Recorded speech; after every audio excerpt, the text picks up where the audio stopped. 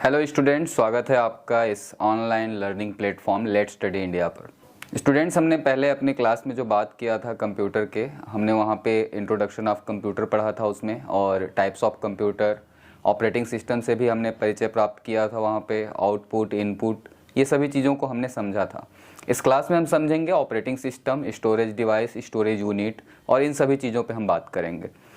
तो बढ़ते हैं हम अपने अगले स्लाइड पे, जिसमें कि हम पहले ऑपरेटिंग सिस्टम को समझते हैं कि ऑपरेटिंग सिस्टम क्या है। तो हमने पहले भी बात किया था, जैसा मैंने बताया था कि ऑपरेटिंग सिस्टम एक कंप्यूटर को चलाने के लिए एक हमें कार्यप्रणाली की ज़रूरत होती है, जिसे हम ऑपरेटिंग सिस्टम कहते हैं। अब ये जैसे अगर एग्जाम्पल की बात करें तो आप समझ सकते हैं, जैसे मोबाइल फ़ोन है, तो मोबाइल फ़ोन आप जानते होंगे कि वो एक एंड्रॉयड है, मतलब उसकी ऑपरेटिंग सिस्टम एंड्रॉयड है, जो काफ़ी पॉपुलर है, बहुत लोग यूज जो करते हैं, अधिकतर जो यूज हो रहा है एंड्रॉयड यूज हो रहा है। वैसे ही अगर जो एप्पल के फ़ोन्स की बात करें तो iOS है उसकी ऑपरेटिंग सिस्टम। वैसे ही जो नोकिया के फ़ोन्स जो पहले आते थे उसको सिम्बियन बोला जाता था, वो सिम्बियन है।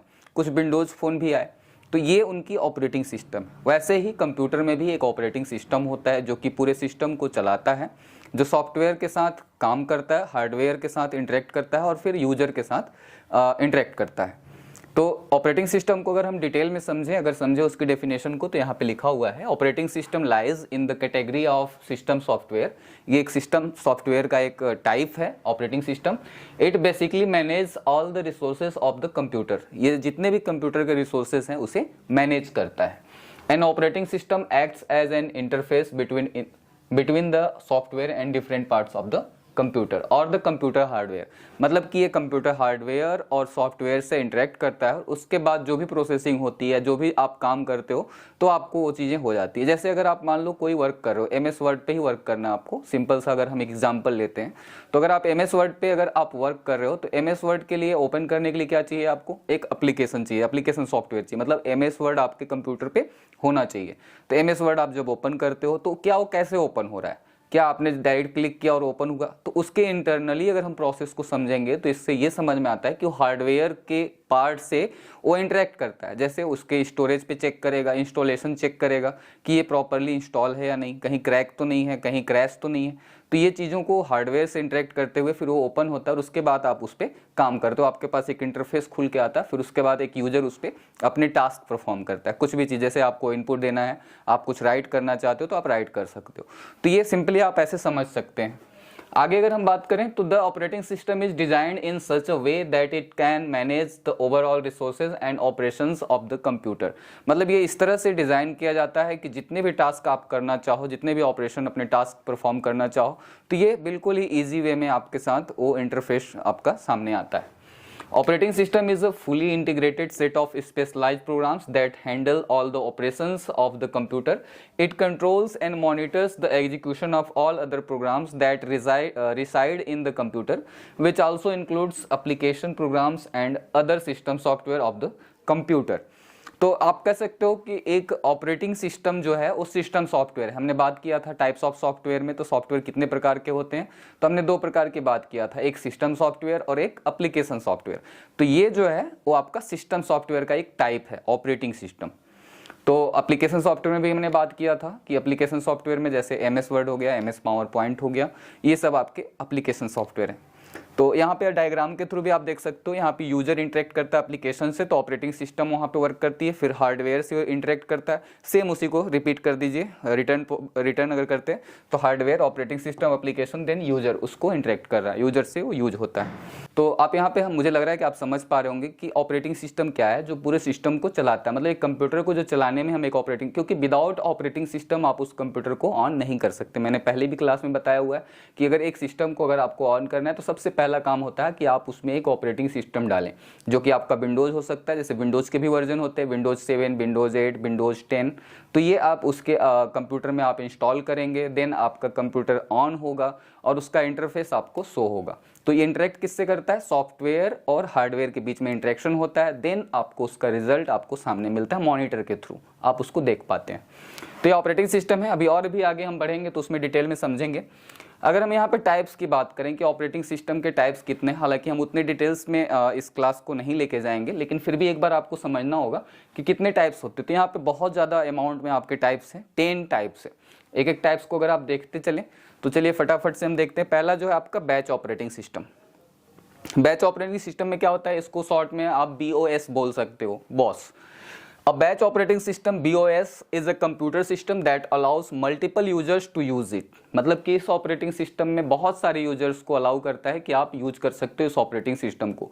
मतलब कि एक सिस्टम होगा, उसके साथ मल्टीपल यूजर उसको एक्सेस कर सकते हैं without direct communication between them. मतलब किसी भी तरह का कोई डायरेक्ट कनेक्शन उनके बीच में नहीं रहेगा, लेकिन वो आपका एक साथ आप यूज कर सकते हो, मल्टी यूजर यूज कर सकते हैं इसको। And it achieves this by keeping all users in separate batches, meaning they can't interact with each other directly. मतलब कि एक दूसरे की फाइल शेयर नहीं कर सकते, मतलब उनको एक सेपरेट एरिया स्पेस मिलेगा जिसमें कि आप बैच ऑपरेटिंग सिस्टम में देख सकते हो। इमेज के थ्रू अगर समझेंगे तो ये आपका कंप्यूटर हो गया मेन। दो बैच यहाँ पे क्रिएट किया गया है, दो बैच क्रिएट किया गया है। यहाँ पे जॉब उनका दिया गया, ऑपरेटर दिया गया है, देन यूजर्स यहाँ पे देखिए मल्टी यूजर वर्क कर रहे हैं। तो this is batch operating system. फटाफट से समझते हैं, सेकंड देख लेते हैं, टाइम शेयरिंग ऑपरेटिंग सिस्टम। अब इसमें क्या होता है, a time sharing operating system enables concurrent use of the computer bye multiple users. Same इसमें भी कुछ ऐसा होता है, बट यहाँ पे टाइम शेयरिंग की एक बात यहाँ पे आती है। By distributing the computer's resources among the users, this is accomplished. In this manner, the response time is reduced and each user receives an equitable share of the resources। तो ये multitasking और टाइम शेयरिंग ऑपरेटिंग सिस्टम आप इसको कह सकते हैं। Multitasking इसको बोल सकते हैं, टाइम शेयरिंग बोल सकते हैं।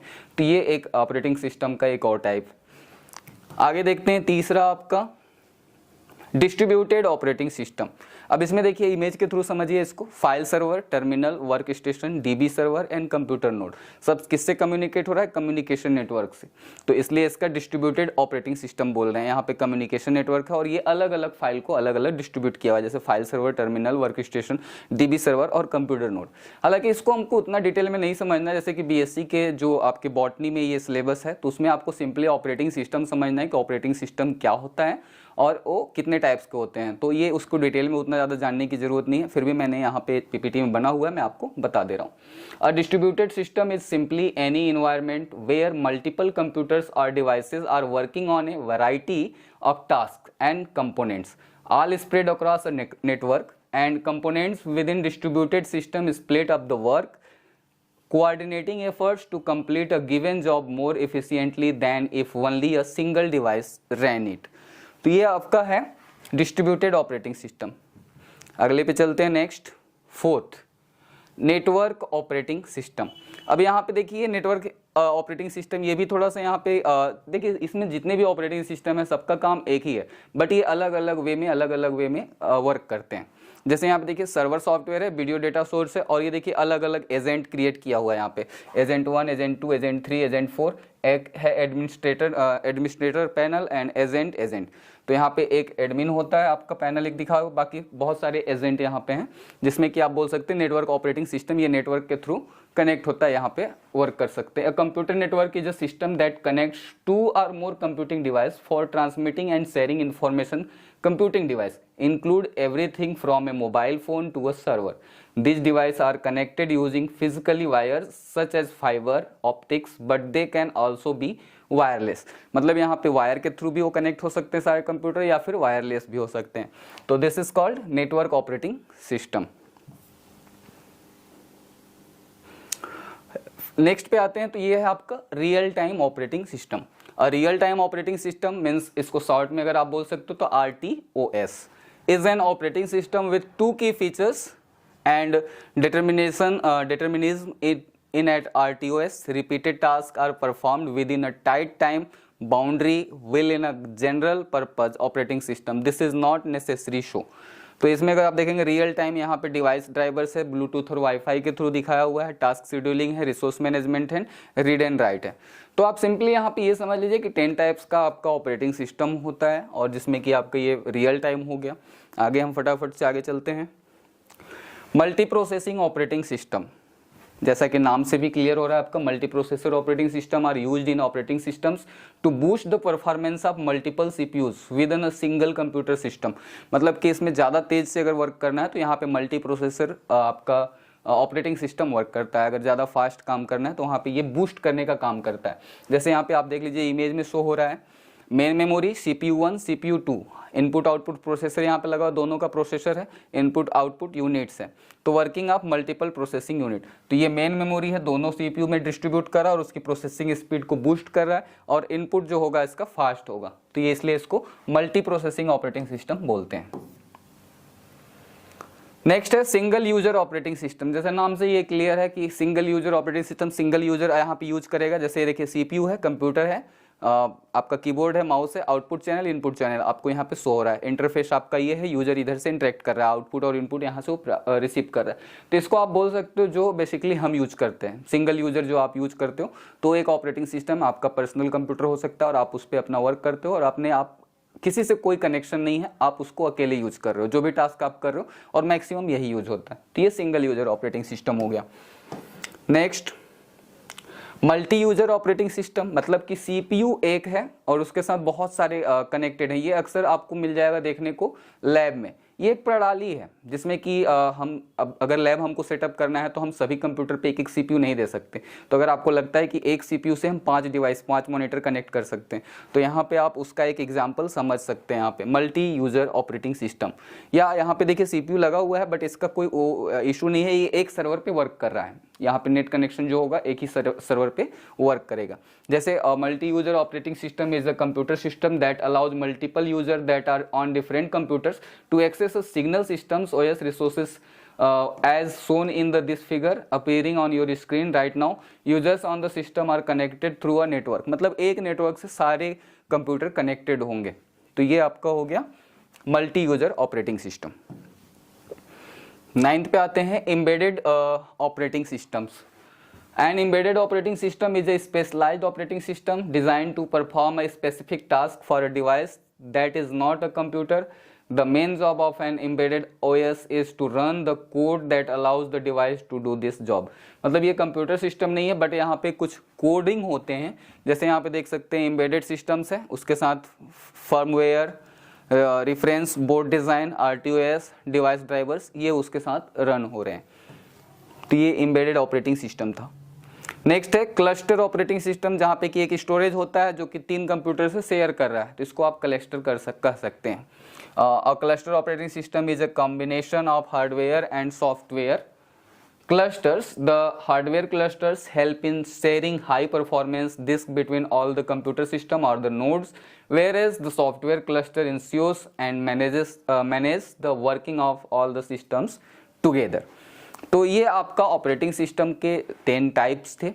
बेसिकली आपको यहाँ पे बस ये समझना था कि ऑपरेटिंग सिस्टम क्या होता है और ये कैसे वर्क करता है। तो मैंने पहले भी बताया आपको कि ये हार्डवेयर और सॉफ्टवेयर के बीच में इंटरेक्ट करता है जो ऑपरेटिंग सिस्टम होता है। उसके बाद वो आपको यूजर को इंटरफेस दिखाता है, जो भी टास्क आप करना चाहते हो आपको ईजी बनाता है उसके टास्क को। और मैंने एक एग्जांपल भी बताया आपको मोबाइल का, कि जैसे मोबाइल की ऑपरेटिंग सिस्टम एंड्रॉयड होती है वैसे कंप्यूटर का विंडोज़ होता है। जो बेसिकली सबसे ज़्यादा यूज होता है वो विंडोज़ होता है। अब आगे बढ़ते हैं हम। नेक्स्ट टॉपिक था आपका कंपाइलर एंड इंटरप्रेटर। कंपाइलर क्या होता है और इंटरप्रेटर क्या होता है, तो यहाँ पे बहुत ही आसान भाषा में समझिए। कंपाइलर क्या है, जब हम कोई चीज़ कोडिंग करते हैं, जैसे C लैंग्वेज में या C++ के लैंग्वेज में हम कुछ कोडिंग करते हैं, तो उसको हमको कन्वर्ट करने के लिए एक डिवाइस या एक सिस्टम की ज़रूरत होती है जो कि उसको कन्वर्ट करके हमारा आउटपुट सोर्स को दिखाए।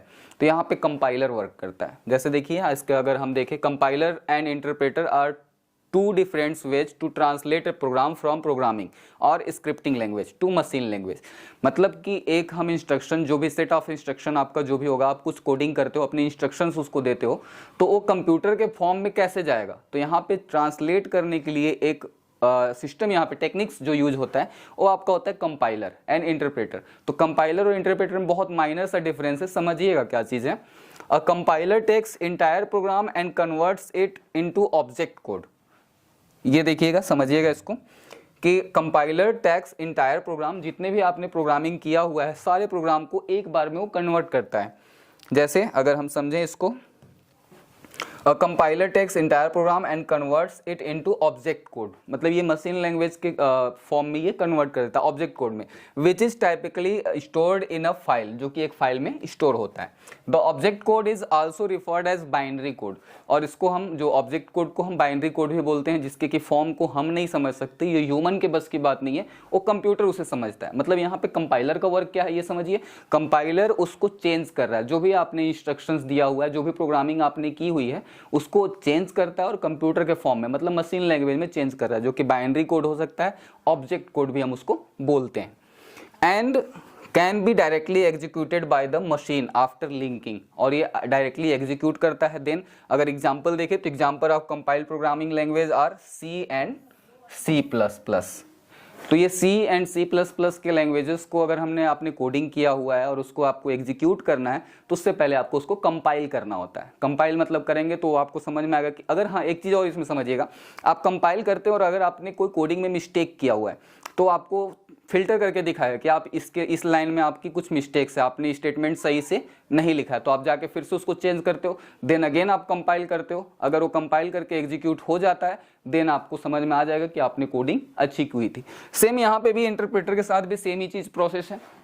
And interpreter directly executes instruction, जो रिटन इंस्ट्रक्शंस होते हैं इन अ प्रोग्रामिंग और स्क्रिप्टिंग लैंग्वेज, मतलब कि सेम इसका भी वही काम है इंटरप्रेटर का। लेकिन जैसे C और C++ में कंपाइल करना होता है, वैसे ही जो दूसरे लैंग्वेज होते हैं जैसे पर्ल एंड पाइथन हो गया, तो पाइथन में आपको इंटरप्रेटर की जरूरत पड़ती है, वहां पे इसके लैंग्वेजेस को, इसके इंस्ट्रक्शन को वो कन्वर्ट करता है। तो सिंपली आप समझ सकते हैं कंपाइलर एंड इंटरप्रेटर एक ट्रांसलेटिंग आपका सिस्टम है, ट्रांसलेटिंग टेक्निक है।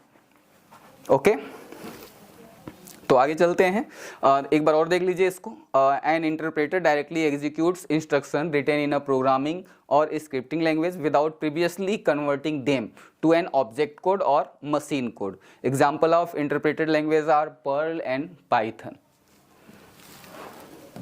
ओके, नेक्स्ट चलते हैं। यहाँ पे उसी प्रोसेस को डायग्राम के थ्रू अगर समझना है तो आप एक बार समझ सकते हैं। सोर्स कोड है जो हमने इनपुट दिया हुआ है, उसको प्रोसेस करके एग्जीक्यूटेबल कोड बनाया गया, प्रोसेसिंग हुआ, देन वो मशीन लैंग्वेज में चेंज हो रहा है। यहाँ पे कंपाइल, अगर जैसे आपने कोई भी, मैंने पहले भी बताया कि आप C पे अगर प्रोग्रामिंग कर रहे हो और उस पर आपने C पे आप प्रोग्रामिंग किए हो, आप कुछ भी इंस्ट्रक्शंस लिखे हुए हो, कोई कोडिंग किए हुए हैं आप, और उसके साथ अगर आपको उसको एग्जीक्यूट करना है तो पहले आपको उसको कंपाइल करना होगा, देखना होगा कि क्या वह जो मैंने आपने इंटर किया वो सही है। तो ये कंपाइलर आपकी हेल्प करेगा कि हाँ अगर आपने सही किया है तो कंपाइल करके ओके बताएगा टेस्ट करके, देन आपको एग्जीक्यूट करना है तो आप एग्जीक्यूट करोगे। और जो भी आपने प्रोग्रामिंग की है, जैसे आपने अगर एक वीक का चार्ट बनाने का आपने कोडिंग किया है तो एक कंपाइल करेंगे, अगर एरर हो तो उसको एरर को शो करेगा, नहीं तो आप एंटर करोगे एग्जीक्यूट करोगे तो ऑटोमेटिकली आपको चार्ट बन के मिल जाएगा जो वीक का होता है। आप घड़ी भी बना सकते हो, रेनबो बना सकते हो C++ के थ्रू, तो ऐसे हो सकते हैं। तो ये इंटरप्रेटर और कंपाइलर था। अब हम यहाँ एक बार फिर से, मैंने पहले भी बात किया हुआ है लेकिन एक बार फिर से शॉर्ट में समझ लेते हैं कंप्यूटर के टाइप्स को। तो यहाँ पे 4 टाइप्स ऑफ कंप्यूटर हमने बताया हुआ है, personal, mini, mainframe and super computer. तो सबसे पहले देखिए मेन फ्रेम क्या होता है। Mainframe computers are large and powerful computers that are used for large scale task such as data processing and scientific computing. मतलब कि जो साइंस रिसर्च या जो साइंटिस्ट लोग यूज करते हैं वो कंप्यूटर आपका मेन फ्रेम कंप्यूटर होता है और ये थोड़ा लार्ज पावरफुल होता है।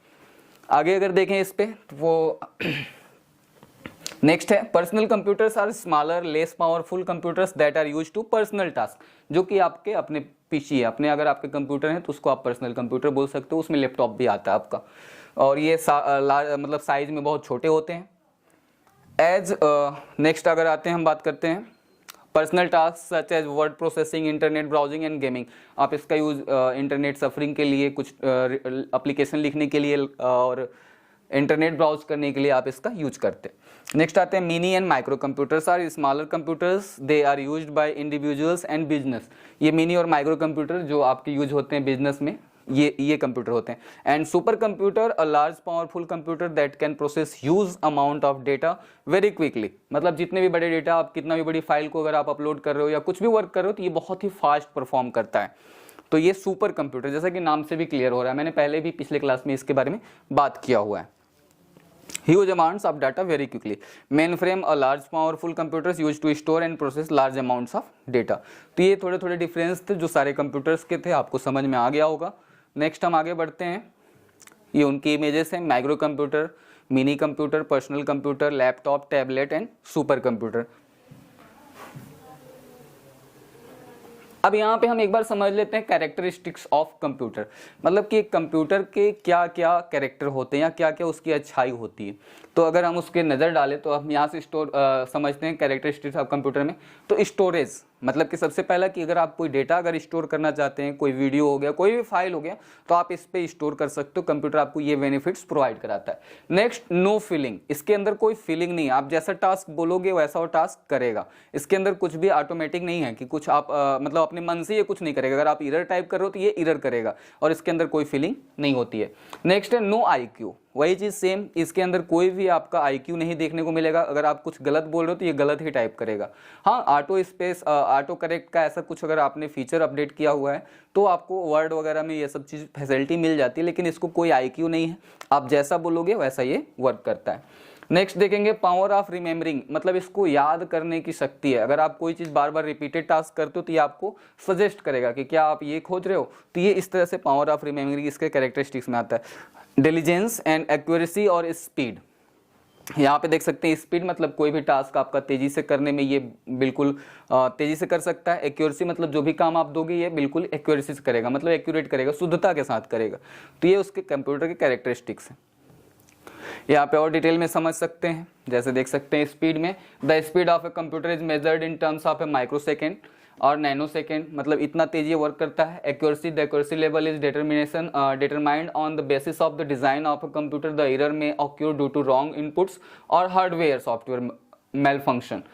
तो ये कैलकुलेशन है, स्टोरेज है, रिलायबिलिटी है, मतलब आप इस पर इतना विश्वास कर सकते हैं कंप्यूटर पे, ये उसके कैरेक्टरिस्टिक्स हैं।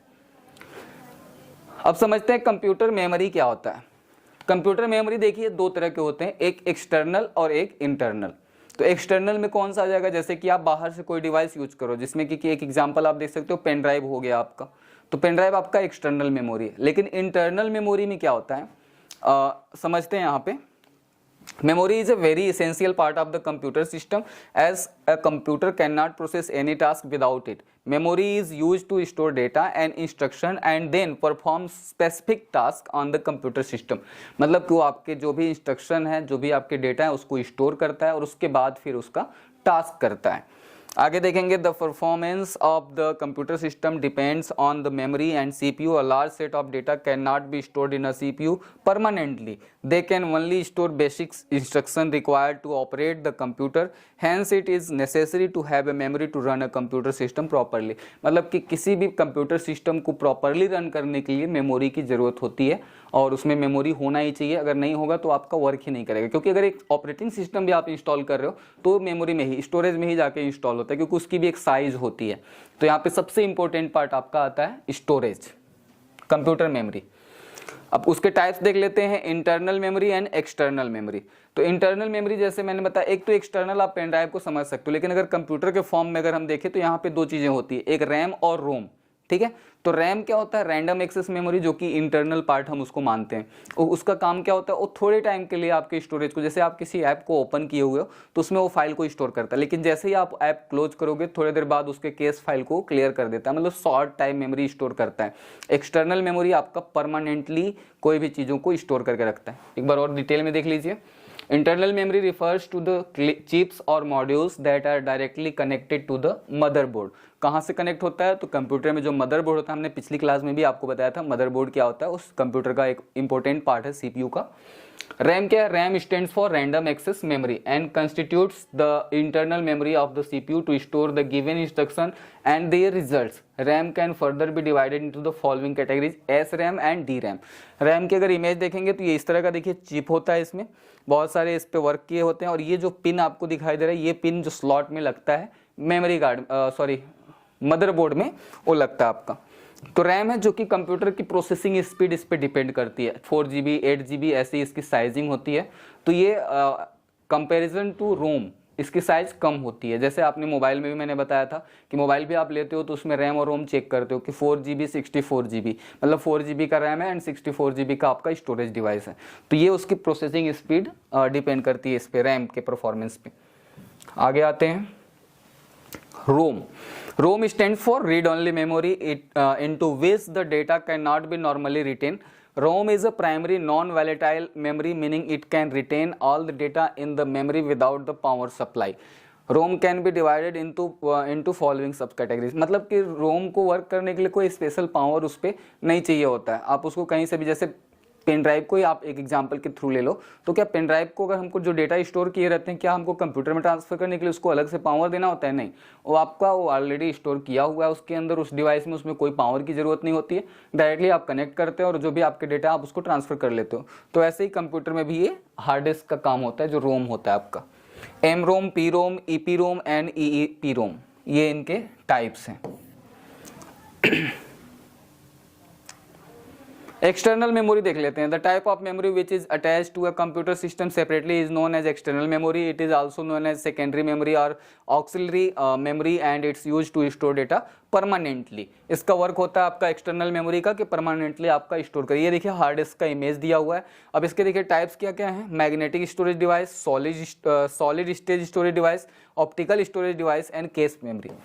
तो ये सिंपली मेमोरी आप समझ लीजिए, रैम और रोम को समझिए बेसिकली, यहाँ पे मेन इंपॉर्टेंट है। बाकी डिटेल में तो यहाँ पे बहुत सारा चीज लिखा हुआ है। Data representation and storage. A computer represents a piece of data with a specific number of bits which can be a number, a character, a image, a video, a sound etcetera. मतलब कि जो भी चीज आप store कर रहे हो कुछ भी हो सकता है, वो आपका नंबर भी हो सकता है, कुछ वीडियो हो सकता है, कुछ साउंड हो सकता है। तो ये सारी चीज आप अपने स्टोरेज डिवाइस पे स्टोर कर सकते हैं। चलिए आगे देखते हैं।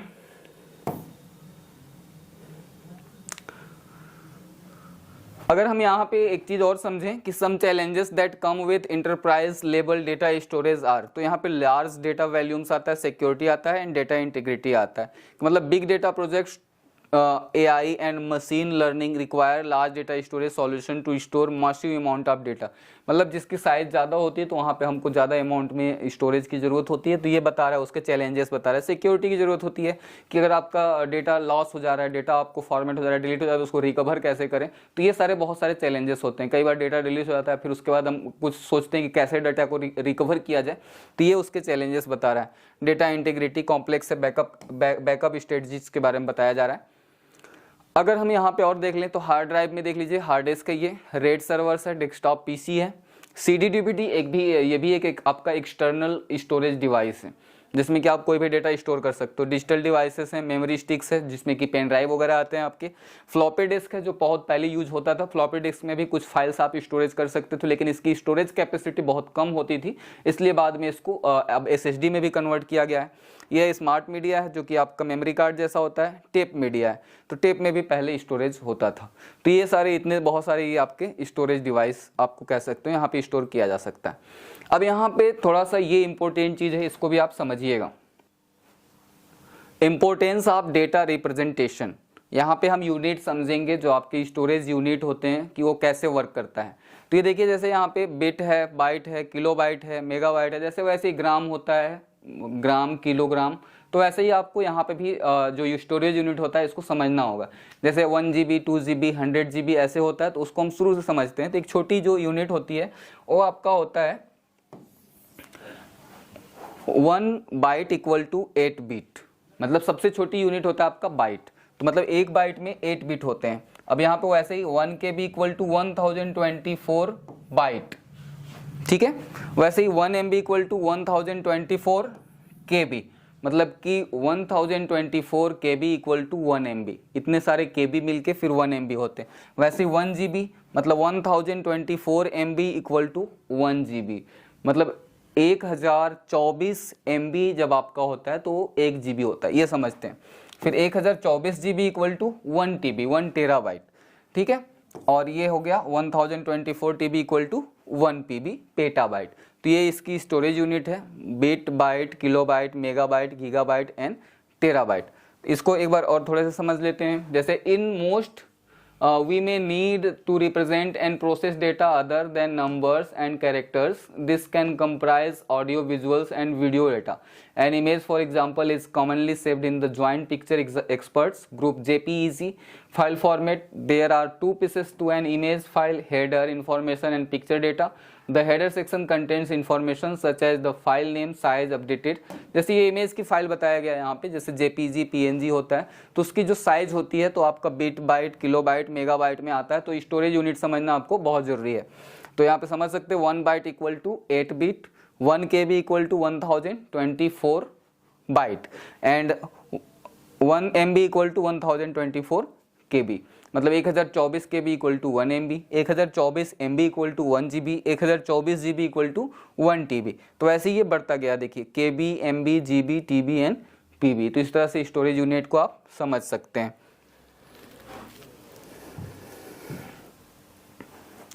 तो इस क्लास में इतना ही। नेक्स्ट क्लास में हम और भी जो आपके नेक्स्ट सिलेबस के जो पार्ट्स हैं हम उसको समझेंगे।